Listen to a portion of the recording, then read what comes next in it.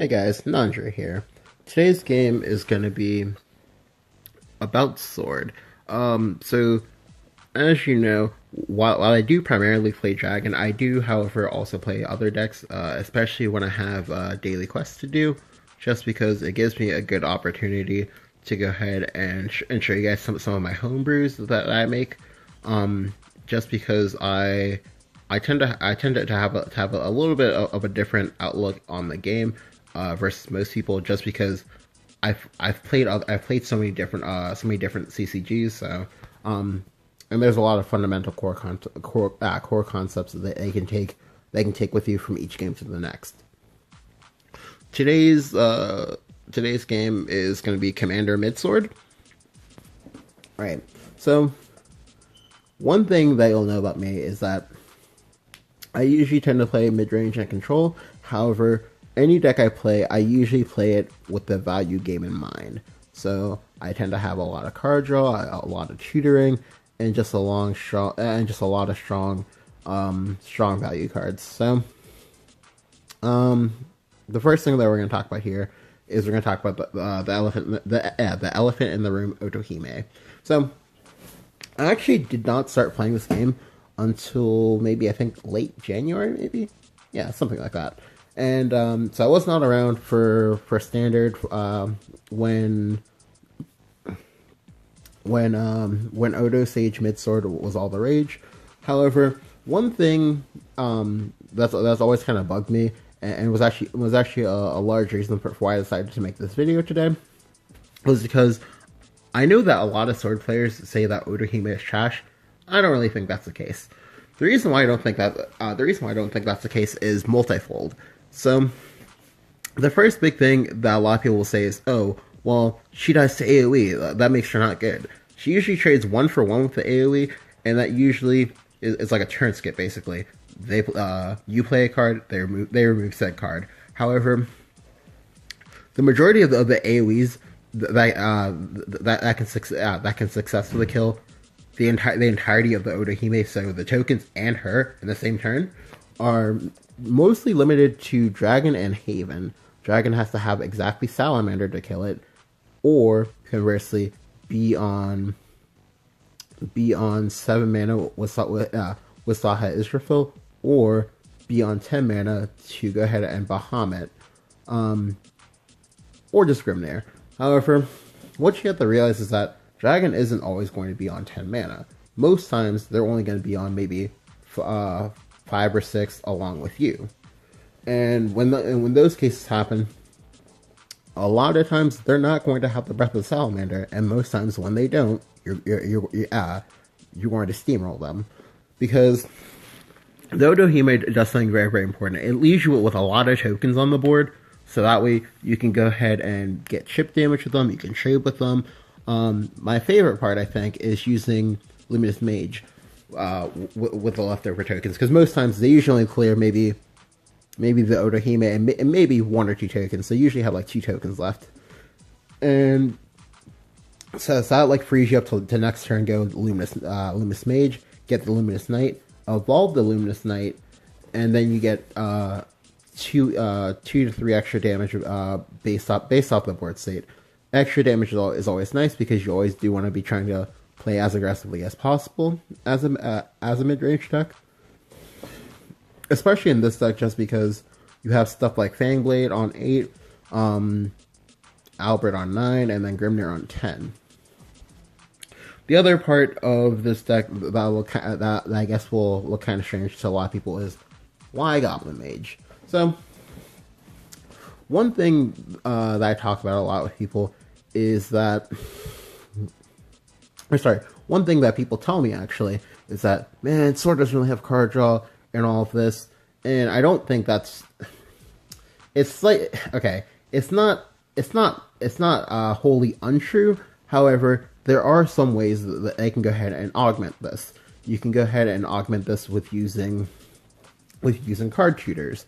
The reason why card tutors work is because they make your deck artificially smaller in direct proportion to how many card tutors you have in the deck.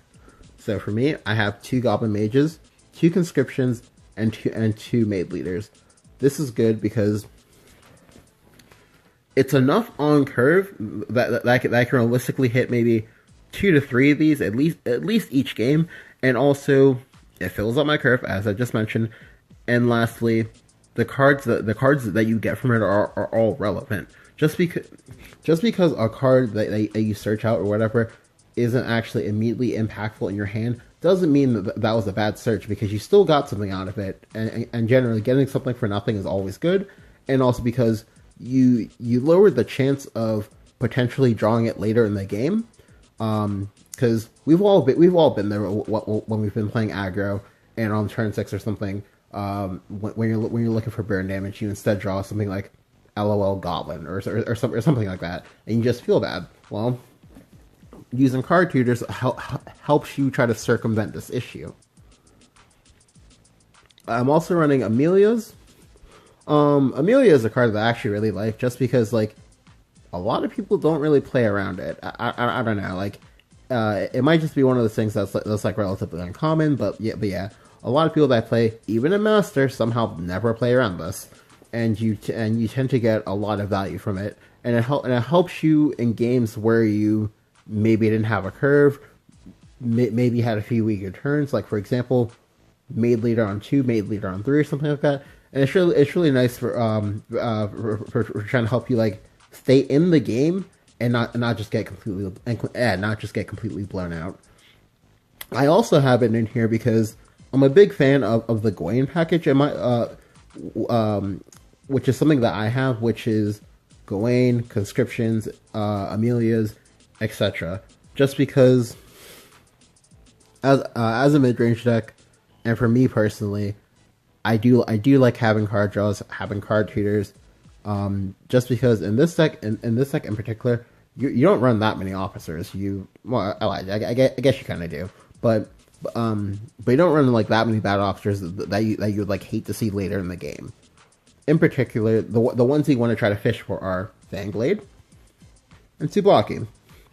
Tsubaki and Fangblade in particular are really good, just because they're kind of like your finisher cards.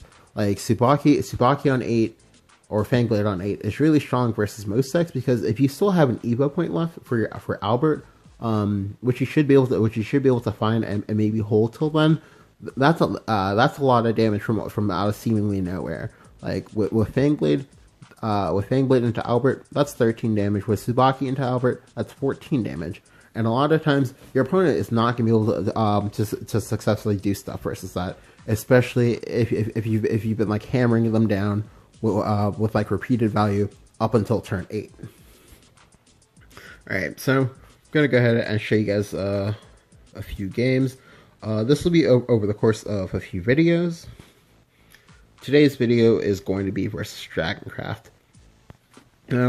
As I mentioned earlier, Dragoncraft versus Sword is kind of, I don't know, like a lot of people kind of say it's kind of like a coin flipping matchup, and I do think that's the case sometimes, but not to the extent that a lot of people will make it out to be. Like a lot of people will tell you that, okay, Swordcraft loses 100% of the time to Dragon and stuff like that. I don't think that's true. I think, for me personally, I have in fact lost to some Swordcraft decks, but that's more so because they played the matchup well, more so than it was the Dragon player just spread or something like that. One thing that I want to try to do in these videos is kind of show you guys how to play your matchups better, how to and how to evaluate some of the more stressful situations that you're going to find yourselves in when you're playing games, especially when you're playing versus decks that you might not know that much about.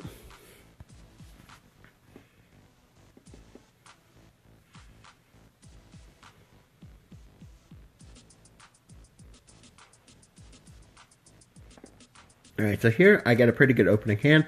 I'm going second. I actually like going second a lot versus Dragon, just because Dragon without Evos is actually much easier to deal with than Dragon that has 3 Evos. just because a lot of their cards don't really do as much as people would have you believe, unless they also have an Evo attached, or unless they're like AoE or something like that was like unconditional. So I get the Goblin Mage. This was nice for me. It got me a Maid Leader. Most of the cards in my hand actually at the moment replace themselves, which is nice because you want to be able to generate value as you play, just as that way you just like so that way you like seemingly don't run out of resources, because when you run out of resources, you're usually gonna have a bad time. All right, so I get the Gawain. The Gawain was really nice here for two different reasons. It was nice because this was going into his turn 5, and his turn 2, 3, and 4 were all relatively weak, which meant that he either had a Fervor in his hand, or he had a Sybil in his hand. Either or. If he had Fervor, he was going to be in a pretty bad spot, just because if you Fervor into a Gawain, and you let the Gawain player get a second proc, most of the time you're gonna lose the game. It's going to get a lot harder to win, just because the Gawain cost reduction stacks are multiplicative, sort of, in this, or not multiplicative. They're additive, in the sense that suddenly cards that they would expect to see on that you'd like expect to see on 7, such as Front Guard General or Roland. When those cards get to come down on turn 5, that's pretty scary. Yeah. So I go ahead and push for 2. If he has Sybil here, that's fine. If he has Fervor here, that's fine. He has Sybil. He doesn't actually get the heal from the Sybil because you need to be in overflow to get it. But he does ramp for 1, which again is fine because he's only ramped once so far, and he's just 1 mana ahead of me. I go Luminous Mage here just because the Luminous Mage it prevents another must kill body for him, and I get to push an additional 3 damage. This Goblin Mage has been here on turn 4, turn 3, and it's already gone to attack twice. For Sword, a large part of your damage comes from repeated damage. Like the longer they have something sticking on the board, the more damage you get in. The more damage you get in, the less you have to deal later in the game. Alright, so I'm gonna go ahead and pause right here because this turn was important. Alright, so due to the cost reduction that I got from the Gawain earlier, this let me pair Albert plus Conscription, so I could draw 2 cards and then establish a 3/5 Storm. And then here, something that a lot of people do, which I don't really agree with, is that 9 times out of 10, most people would just go ahead and evolve the Albert. This is a mistake, and this is why. Versus Dragon, you want to try to diversify your threats while playing around AoE at the same time, if you're able. Just because Dragon has a lot of ambient AoE. They have stuff like Israfil, Wrath Drake, Breath of the Salamander, etc. But for right now, he's going into turn 9, so the only possible AoE plays he could have are Wrath Drake, or Saha Israfil, or just straight up Israfil. And if I had left the Goblin Mage at 2 but put the Albert at 7, it would have avoided Breath of the Salamander, but it would open me up to everything else. However, because I evolved the Goblin Mage here, it makes this Goblin Mage, who has been here since turn 3, most likely the evolve on her most likely now guarantees that she's going to be here till turn 7. Like she's already gone in 8 damage, and that 8 damage has been pretty crucial, because even though my early turns weren't actually that strong, every turn that I've had since like turn 4 has been pretty impactful. I've been doing relevant things, and that's what you want to do as Sword versus Dragon, or just Sword in general. You want to have strong proactive turns, that just like that just generate you repeated value. All right, so I go ahead and evolve the Goblin Mage. As I said, I go ahead and push 7 here. The 7 is relevant because he's going to have to use his last Evo here, and even if he has Ouroboros, that's not going to be enough to clear everything. And if he doesn't clear everything, he's going to die. So he has to go Raft Drake here, and he also has to go Dragoon Scyther. He also has to clear my board this turn, because if he doesn't, he would be dead to second Albert. Alright, so here, because I have the Fangblade Slayer in my hand, and because I want to try to set up a 2-turn lethal, I just go ahead and evolve the Novice Trooper, and I just go ahead and throw both of them into face. I'm at full HP right now, so there's nothing they can do without Evos on 10 mana that would just like immediately kill me. And he has to heal this turn, and he has to clear my board at the same time. He's not going to be able to do it. So instead he goes Raft Drake, and he just prays. But it's not enough, because the Fangblade Slayer comes down, and it kills him.